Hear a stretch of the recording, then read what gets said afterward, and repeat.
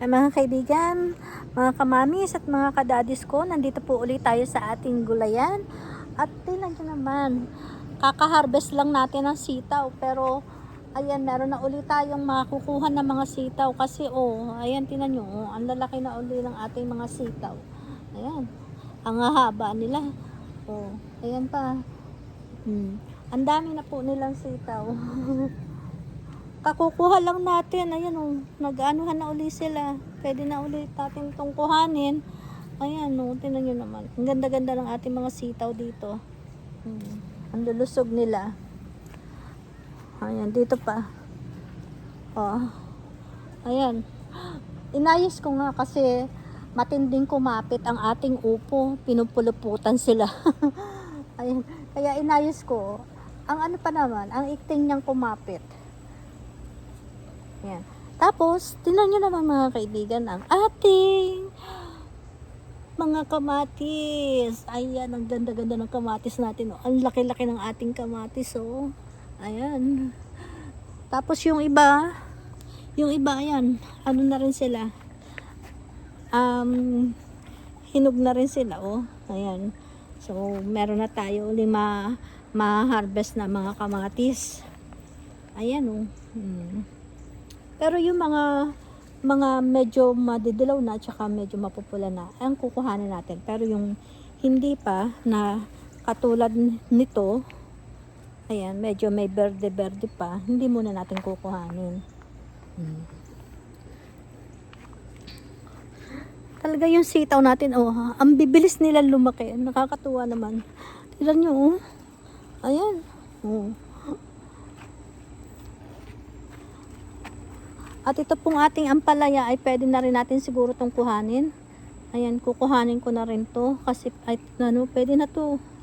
Ayan ang ating paboritong ampalaya. Tapos, ayan, naglalakihan na yung mga upo natin. Salamat upo, salamat. Ito kasi, di ba na ng deer, nangat-ngat siya. Ayan, nagdilaw na siya. So, ang gagawin ko na lang dito ay kukunin natin yung buto nito at ating pantanim na lang yan. Ayan, pero yung bunga niya, ayan pwede na rin siyang kuhanin. Laki na din. Ayan, marami na ulit tayong ma-harvest na na sitaw. Naglakihan na yung mga sitaw natin dito. Pwede na natin silang kuhanin. Kesa gugulang pa yan. Ang laki na may panggulay na ulit tayo. Ayan, pero kakaano lang natin ng kare-kare, di ba? Kakaluto lang natin ng kare-kare. Pero hindi naman natin hindi pwedeng kukuhanin tong ating sitaw dito kasi gugulang yan. Kaya kailangan kuhanin natin. Tapos yung mga beans natin, ayan, may malalaki na uling beans. Mag-aani na ulit tayo ng beans. O, diba? Bongga. Ang bilis magsilaki ng mga bunga ng ating tanim. Ayan, mag-aani ulit tayo. Ano pa ba? Ayan, tinan nyo itong yung kamatis. Kasi tumubo siya dun sa tabi ni malunggay.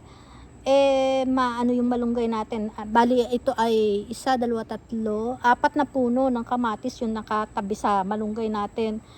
Inalis ko. Ayan, pero tinan nyo, kakalipat ko lang dyan. Bali, 1 araw pa lang siya. Ayan, okay na uli siya.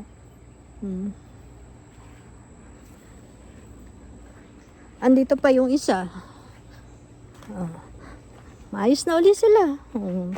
Ayan, sabay ko silang inilipat. Diba? Maano na uli. Ayan, ganun lang. Tapos po yung ating yung ating patola. Ayan ang ating patola. Ay, ang ganda-ganda ng patola natin. Ayan, lumalaki na sila. Salamat patola. Palaki ka pa.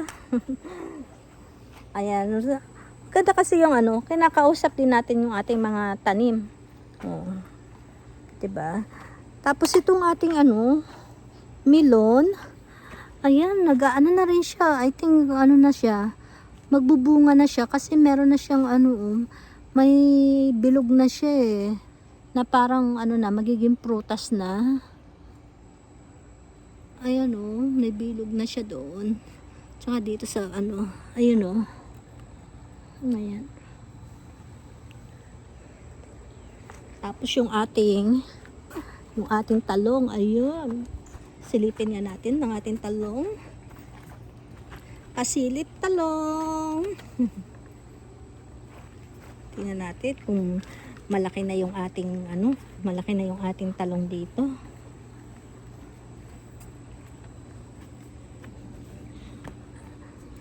Ayan, ang ganda na ng talong natin mga kaibigan. Ayan diba?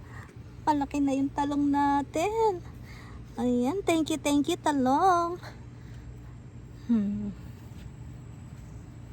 Magbunga pa kayo ng marami.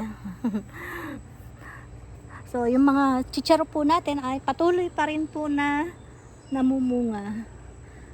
At yan, naninilaw na po yung ibang puno, pero okay lang po yan dahil meron na po ulit tayong mga pinasibol. Ayan, aabot pa naman po yan. Ayan So, ayan mga kaibigan, mga kamamis at mga kadadis ko, maraming salamat sa panonood nyo.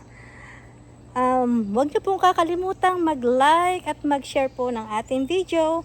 At patuloy po ang sana ay mas dumami pa ang ating mag-subscribe sa atin. Ayan, maraming salamat po sa panonood nyo mga kaibigan. Paalam!